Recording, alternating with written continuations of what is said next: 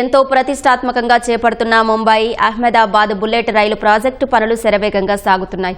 మహారాష్ట్రలోని పాల్ఘర్ జిల్లాలో 1.5 కిలోమీటర్ల పొడవైన సొరంగం పనులు పూర్తయ్యాయి. సొరంగం చివరి అంచును బద్దలు కొడుతున్న పనులను రైల్వే శాఖ మంత్రి అశ్విని వైష్ణవ్ ఢిల్లీ నుంచి వర్చువల్గా తిలకించారు. ఈ సందర్భంగా భారత్ మాతాకి జై అంటూ నినదించారు. పాల్ఘర్ జిల్లాలోని అతి పొడవైన 1.5 కిలోమీటర్ల బుల్లెట్ రైలు సొరంగం విరార్ బోయిసర్ స్టేషన్ల మధ్య ఉంది.